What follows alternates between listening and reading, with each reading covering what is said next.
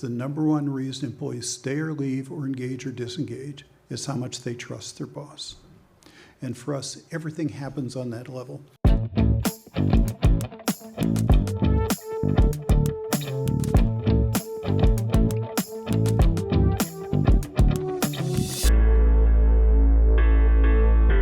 Please welcome the turnover expert, Dick Finnegan. You've had your way around SHRM a couple of times. This isn't your first time, right? Like 20 plus. Well, you've described yourself as a therapist turned HR exec, turned recovering HR exec, and now today you're known as the leading expert in employee retention. So you got to unpack it for everybody. How did this become a thing for you? Well, it's a fun story when I look back on it. I'm a therapist by training. I got into HR by accident, like many people do. I actually live in Orlando, Chris. So right 12 miles down the road in downtown at a big high rise, I was head of HR for a big banking company.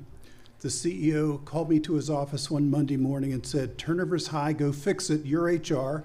I don't know what you're gonna do, but I can count it and you better fix it." And this man had been an Air Force lieutenant, but also a cheerleader at the University of Florida. And you never knew if you were going to get finger in the face, which often I did, or this. Okay. And so my position was, we've done all the HR stuff. We've done engagement surveys, exit surveys, everything ends in a survey, we've done them. Maybe the managers are the problem. Well, that was not popular. And so he made it clear I was to leave his office, which I did. And the next day, he checked with my colleagues to see if I should be fired because I'd been disobedient. But eventually, I met with the head of all the, if you think about a bank, it's a whole bunch of branches. They all look the same. They all have the same shingles. The only variable is the manager. So I took a map of Florida. For every branch, I put the name of the manager and the turnover percent. And I went to the person who oversaw the branches and I said, "I don't think this is an HR thing. Look, 2 miles down the road, turnover is twice as high as this other building." And so eventually we met with the managers and gave them a goal to cut turnover. And they were astonished. And of course they said privately, the pay sucks, the benefits suck, probably we suck. And we stuck to our guns and turnover kept falling and falling and falling and falling and falling. And we did nothing but hold them accountable. And after 9 months, the CEO said, "Hey, the managers are complaining about this turnover thing. I think we have it fixed. We don't have to track it anymore." Okay. And like a beach ball underwater, turnover went back up. So I learned a big lesson. A big lesson I learned was, roughly speaking, everything I learned in HR about turnover is wrong unless the managers are accountable for it. Mm. And so one thing led to another, to another, to another. I got a new CEO. I got a job offer from KPMG to work around the world. The CEO said, "You have to take this job." So I took a part-time job. So for years, I had a full-time job as head of HR and a part-time job working around the world. And it led me to cutting turnover in Siberia, 4 kilometers deep in an African gold mine, which I'd never do again. Across China several times on all 6 inhabited continents. And I was commissioned by the CIA to cut employee turnover.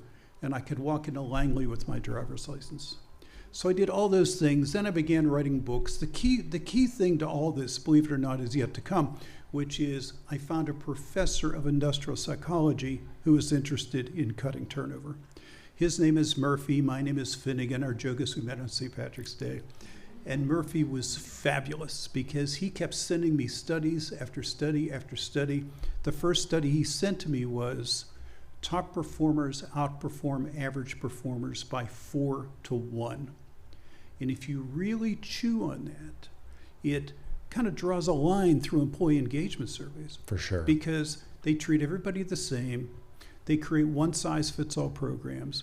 You don't know what the person you need the most needs versus the person you're going to fire tomorrow. And it causes companies to, for example, say, well, we really have to fix recognition. We'll get a task force, a committee. The committee comes in and says, we got it. Employee of the month, employee of the year, employee appreciation week. Get a backpack at 5 years, get a clock at 10. You do it, you serve again next year. Nothing's any different. The joke line I say sometimes when I speak is, when's the last time you heard a really good employee say, my boss treats me like dirt, but I'm holding on for Employee Appreciation Week. I'll get a balloon and a hot dog, and I'll be set for another year. Yeah, or sheet cake in the break room. I love that one. The thing that and a KPMG literally said that to me a couple of years ago when we were closing on a deal, and they were like, you should have a sheet cake in the break room. I was like, okay, that's not going to keep people around. But the thing that you've done, there's a lot of magic in what you've done, but what's sort of the red thread? I mean, you've been all over the world doing this. You've done it in big and small organizations. Right. What's the sort of through line that you've observed that can be a really helpful takeaway for all of us? Right. So we use a model, and there's 5 components. The first component is we have an algorithm to put a cost on turnover. We require finance to participate, or it's worthless. And the thinking behind it is, if you say to the CEO, our turnover is 15%, the benchmark is 20, the CEO will say, great. If you say our turnover is 15%, Chris, the benchmark is 20, and it costs $26.4 million, the CEO says we have to fix it. So this benchmark thing is really not usable because it becomes the standard. It's like if we can be average, we're really good, and we got to get much better than average. So we put into dollars to pour a bucket of ice water over CEOs' heads. Then we establish retention goals, usually reduce current turnover by 20%, not 20 points, but 20. So if it's 30%, 20% is 6 down to 24. But also we set a goal to improve new hire retention. And by those 2 goals, we then say, now we have a cost model. We know if we make these goals, we are saving this much money. So once we win over the operations side and the finance side, then we ask for one person to be the champion who has to be an executive, not an HR person. HR people, and I'm a recovering HR person. I love HR. But I know the reality is HR will say, we have trouble getting performance reviews. How are we going to get stay interviews? But when we have somebody with a hammer, we can get anything. So we train managers to do stay interviews. We train them how to forecast how long each individual employee will stay. Traffic light, simple. Green means more than a year. Yellow, 6 to 12 months, or 0 to 6. But then we have 2 accountability metrics. We have each manager's performance against a turnover goal, and each manager's performance against their forecasts based on who leaves. And we literally get to where we say to a company, okay, based on all these goals, you can lose this number, let's say 6 every month. That's all you can lose. So every month we have a phone call with the champion and the others, and we say, okay, how many did you lose last month?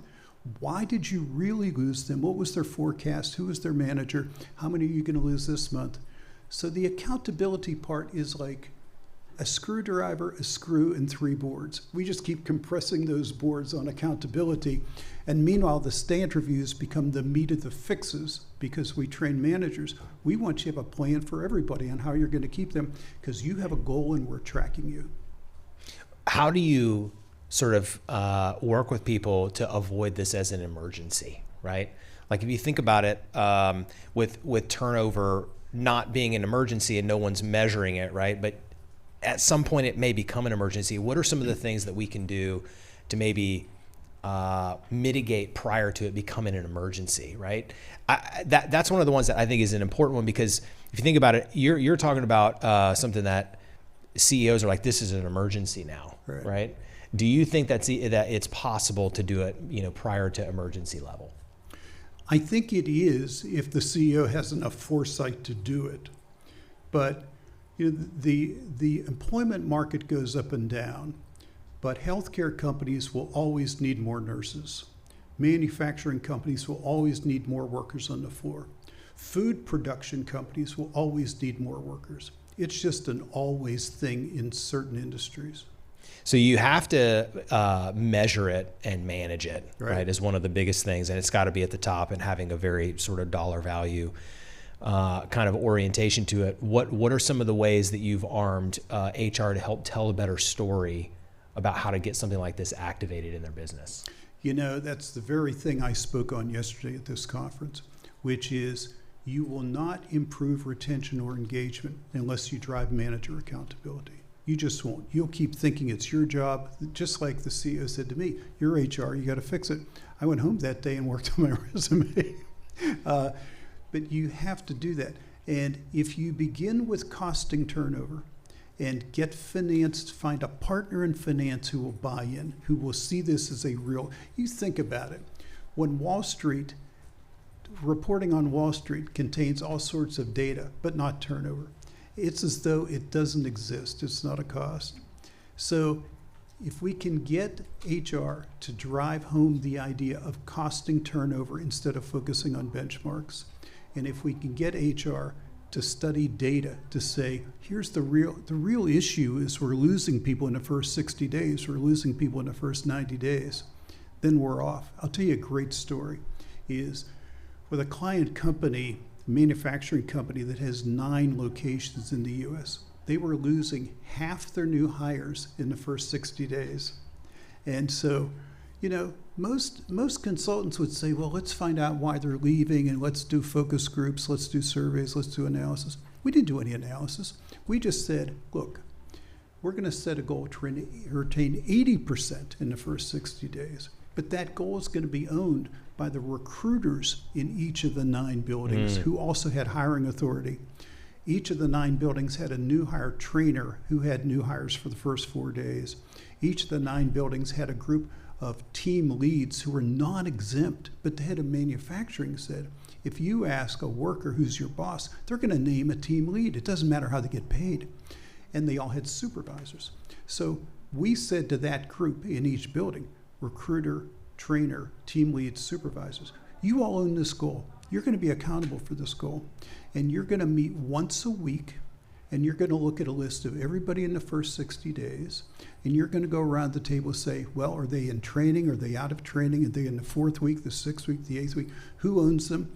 What's your plan? You have to get them to the finish line. Then we're going to give you a second list of everybody who didn't get to the finish line, and you're going to hold each other accountable. Recruiters, should you've let them in the door? Trainers, should you have graduated them? But between those 2 reports every week, we're going to focus on accountability because it's your job. Well, all of turnover went down 42% in the first 4 months. The great part is you're providing an architecture for a business to address this issue, right? And there's these jobs that everybody can have to have an effect on it. The thing that I want to know is, like, let's go deep into like a manager's mind, because turnover being measured is one thing, but people actually having a change in how they're leading and managing is sort of where the rubber meets the road. Right. So let's talk about, you know, give us kind of an example of managers that change the way that they're doing things to drive a different outcome to get people to stick around. It's a great question, Chris, because when I think back to the first time I did this at the bank, all we knew was we said, you have a goal, we're going to measure it every month, make your goal. So I can only assume that managers came out of their offices, they brought pizza in on Friday, they said, how was Johnny's Little League game last night? They just became more human. This is before I wrote the book about stay interviews. So this is just accountability. I got to make this goal. What am I going to do? But if they think they don't have to make the goal, they're not going to change. Yeah. And then when they were told 9 months later, you don't have to make this goal anymore, they didn't change. I think one of the biggest things is creating lasting change. You do have to measure it. But one of the things that I do think is important is I love when leaders are trying to help businesses, you know, the whole person comes to work. You know what I mean? It isn't just, you know, there isn't my work self and, you know, my home self. And for leaders to sort of charge managers and team members to show up and become the best version of themselves and have an opportunity to do that, you're providing the architecture to do that. What are some, from a psychologist standpoint, is something that you think that could help managers sort of become the best version of themselves while doing it at work? You know, the stay interviews have 5 prescribed questions. They're carefully researched. We train people exactly how to ask them. And so I'll tell you the 5 questions, which have some big surprises in them. The first question is, when you travel to work each day, what things do you look forward to? Now that sounds like a simple question. It's not simple in this regard. We want the brain to get into day-to-day work, and we want to begin being positive. The interesting thing, this gets back to the therapist part, is we all have the brains of a cave person. Our brains tell us we're stepping out of a cave in the morning, don't get eaten by a lion. So if the question was, what things don't you look forward to each day? We know that one. What things do you look forward to, you have to think about. So we start being positive and getting local about day-to-day work. Second question is, what are you learning here? Now this is personal in that people don't expect to be asked about this. They don't expect their manager to care. But the whole purpose is to build trust. So it's the opening of caring.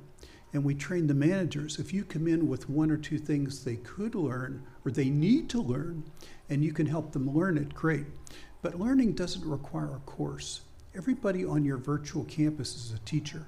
Everybody. You can just arrange for somebody to meet with somebody else across the miles 3 times to learn something.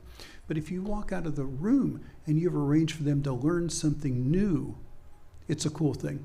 I used to say it's low-hanging fruit until a manager said, Dick, the fruit's on the ground. You just have to do it once. You get into that habit one time. Third question's my favorite, which is, why do you stay here? It's my favorite because, first of all, it's a positive question. If the question was, why are you going to leave? Why do you stay here? The normal answer is, because I have to pay the bills, because they don't know the answer. And so we train managers to say, you could probably leave here and pay the bills easier, and I'm grateful that you don't. But really, why is it you stay? And then the manager's job is to shut your mouth. Do not give in to silence, because they really have to think about it. And we want them to discover why they stay, announce it out loud so their own voice hears it. And we want them to be clear on that discovery before we go to question 4, which is, when's the last time you thought about leaving and what prompted it? And question 5 is, what can I do as your manager to make work better for you? If we can get them, Chris, to take 1.5 pages of notes, scribbled notes, whatever it is, but really probe. The key skill is to convert 5 questions to 25 questions. Take the popcorn trail. If they say, well, I look forward to coming to work to be with my friends. Cool, who are your friends? What makes them your friends? What do they have in common? Who do you work with who's not your friend? It is, tell me more, tell me more, tell me. It's the therapist part. Yeah. Tell me more, tell me more, tell me more. Be curious. Right. And if we can get them to do that, they transform themselves because they become more interested in each individual employee. The most common objection is, well, what if they can't build trust? What if they haven't built trust? And my answer is 85 or 90% have. Go for the win. And if somebody can't do this, they can't do it. Stop telling people you care about them if you give them a jerk boss. Get rid of the jerk boss. I love this. Having 5 questions to change 2 people at once and create an environment that's safer than most environments that's a huge win just in those 5 questions. So that's brilliant. One of the things that I think that leaders struggle with is something that I love to hear you talk about, which is this idea of, I'm managing this whole company or I'm managing this large group. I'm going to treat them as a group versus where you challenge that. And I would love to hear you tell us a little bit about how you have figured out a way for people to lead individuals and manage individuals rather than groups. You know, one of my favorite sentences to hear is, my managers don't want to know people's names until they know if they're going to stay. Wow. Chicken or the egg? And it happens more than you would guess. So it's all, I think, in the training. that they really have to buy in that it's going to be awkward sometimes when you do this, but we want you to learn how to be a good listener. We want you to learn how to probe. We want you to take notes, and we want you to not blame other people in the meeting. Surprisingly, if you take those 4 skills, when we train managers, we say, we're going to teach you 4 skills. Then we want to know which one you think is most important. The most important to me is probing, to take 5 questions and convert them to 20 or 30 questions. The most common one, according to the managers, is don't blame somebody else. So the way we explain it is, there's a creek with crocodiles and alligators. The employee's on one side holding one end of the rope. You're on the other side holding the other end. They have walked into the creek. You're inviting them to complain. They're gonna some of them are gonna complain. It's okay if they complain. You say, tell me more, help me understand, give me an example. But if they say, come on, Chris, you know what it's like to work here. I see you sometimes. You're really frustrated too. And if you say, yeah, I have bad days here, you just stopped being their boss. Yeah. You are no longer their manager. You've given up all your control, all your authority, because now you have a special relationship with them. That is the skill. To avoid that most managers think is the most important skill of all, which tells me it happens more than I think it would happen. Yeah, and that's a vulnerability skill that's going to create connection, right? And if you can connect with individuals, hopefully over time they'll run through a wall and you're working as a team in a meaningful way. Yeah, and if somebody tries to pull you in, you say, hey, look, it's work. I have a bad hour or two, but I'm all in 10 fingers and 10 toes. Let's get back to you. You got to tell us about the gold mine. 4 kilometers deep in a gold mine that you wouldn't do again. What was the biggest lesson you got there? I'll tell you this for starters. 2 years ago, when the submersible blew up going to the Titanic, there was so much reporting about it. And 60 Minutes ran a report, and they said, the only thing deeper than the Titanic is the Imponing gold mine in South Africa. That's where I was. There was an article about me in what used to be called Training and Development magazine. AngloGold Ashanti, it has since merged with another company. It's the biggest gold mining company in the world. They saw that article and reached out to me and said, we can't keep gold mine working. So I actually went to Africa twice. The first time I went there, I landed in Johannesburg. Security is everywhere. So it was treating me better than most people. Town car waiting, took me to a hotel behind a fence, and got there, took a shower, and I had dinner with the executives of this company who I talked to on the phone, but I'd never met in person. So we sat down, we shook hands, ordered a bottle of wine, had a toast, and the one said in his Afrikaan accent, as you know, tomorrow morning at 5:30, we will pick you up for the 2-hour drive so you can go to the Tatona mine. Unfortunately, today we had a seismic event and 5 of our workers were killed. So we're thinking it's better if you go to the Imponing mine. Do you agree? Well, I was knocking down the wine, I'll tell you. Yeah, you're like, sure. So the next morning, we went 4 kilometers deep in an incredible elevator that is not only fast, but they pack it to everybody they possibly can. And above, like the chair rail level, there is nothing. There's nothing. So if you touch the rocks, you injure yourself. You are flying down. And I was down there for 4 hours. You hear the constant sound of air blowing because they have to constantly pump in oxygen and blow air out. We toured, and then we began to crawl to where the only way you could see was the light on your helmet. And I actually watched people digging and mining. And then they said, we're going to start dynamiting. Would you like to see that? I said, no. I don't want to see that. It was crazy. Never do it again. You know, it's like I would imagine the conditions were the reason that there was turnover there. Maybe not the managers, but maybe the conditions. You know, they imported other workers from all around Africa. Mm-hmm. They stayed in dormitories. They would come just to make money to send back to their families. But I know a big part of it was they missed their families. But we did stay interviews. We did everything, and turnover fell. That's amazing. Yeah. Well, as let's say, founders, there's a lot of founders that listen to the podcast.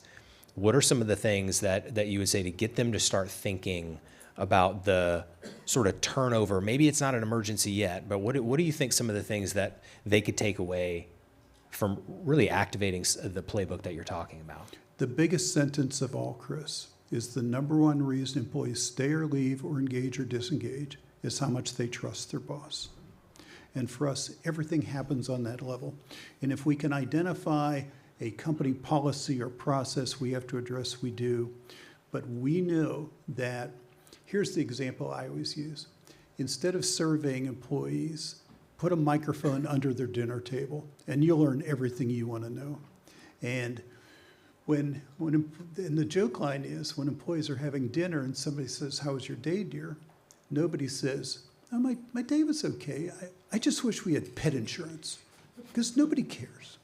Nobody joins for pet insurance. Nobody stays for pet insurance. Nobody works harder and gets more engaged because, oh gosh, we have pet insurance. So he's not just picking on the pet insurance people. Yeah, not to pick on, they're wonderful people. But we've been kind of led into all these things matter. What matters is the manager relationship. And so I learned that from all the work this professor helped me to learn. And we have a saying in our company, our small company, which is when we're talking strategy, one of us will inevitably say, "What's the one pin?" Which means in bowling, and I don't bowl, but in bowling, you can only get a strike if you hit the one pin. You can't hit the 7 pin. So we're always thinking, what's the one pin? The one pin is managers. I'll give you a contrarian example, and I put a slide up yesterday to tell the story. Gallup has been measuring employee engagement in the United States since 2000. So we have 26 years of data. The 26 years of data says for 10 years it didn't change. Then it got a little better. Then it got a little worse. Then we had a pandemic. Now it's a lot worse. But over the course of 26 years, it hasn't improved. And Gallup was asked, what is happening? These companies, 70% of companies do these surveys, not necessarily Gallup's. They spend millions of dollars. Why is it engagement hasn't improved?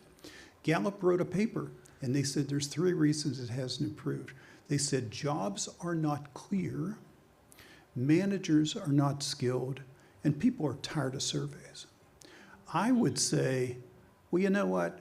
When's the last time a manager got fired for a low engagement score? Because engagement surveys just create more one-size-fits-all programs. You want better communication? We got it. Town hall meetings, better newsletters. Nobody cares. What people want is their manager to tell them what's going on, for their manager to tell them they did a good job. When those people are having dinner, they're talking about bosses, colleagues, and duties. And I was tested on this some time ago. I was in Southern California with the top 25 executives of a pharmaceutical company. And homes are expensive in Southern California. These people live in big homes. These are the top 25 people. And I was explaining that if you put a microphone under the table, theoretically, you're going to hear all this. And one gentleman was enraged. He stood up to say to me, "I so disagree with you. Work-life balance. I tell my people, you don't talk about work at home. You don't talk about work over there. You be with your family. My employees are with their families." And I thought about saying, "You're brilliant, sit down." Something, it's like, where do you get? So what I did instead was I said to the top 25, I said, "Let me ask you to be honest. I'm going to ask you a question. Raise your arm if it's true. Raise your arm if in the last week you've talked about your manager over dinner." 25 arms went up in the air. So we tell managers, you're on the menu every night. You're on the menu. Maybe not every night, maybe it's every other night, but you decide what they're going to say about you. But they're not talking about their pay over dinner. They're not talking about pet insurance. They're not talking about anything but you and their colleagues and their day-to-day work. That's where retention is. That's an amazing correlation and very astute. And one of the things that I think would be awesome is if you were to tell entrepreneurs or any of us that are leading teams, what is the one thing we should get up and walk out and go do in the next 7 days to start to address this issue? What's the one thing that we can wake up and do? Do a stay interview, or I would say an equivalent, but get to know who they are and do it in such a way that you have a meeting where you say, I want to have a meeting with you to learn what I can do to make work here better for you. I used to jokingly say there's only two kinds of meetings. Did you do your work, and here's more work. This is a different kind of meeting. And it is only about what can I do to make work here better for you. And they will go home, and over dinner that night, they will talk about you, but in a much better way. Well, everybody, I just want to say Dick Finnegan just brought the house down. So let's give him a round of applause. Thanks so much, Dick. Thanks, Dick.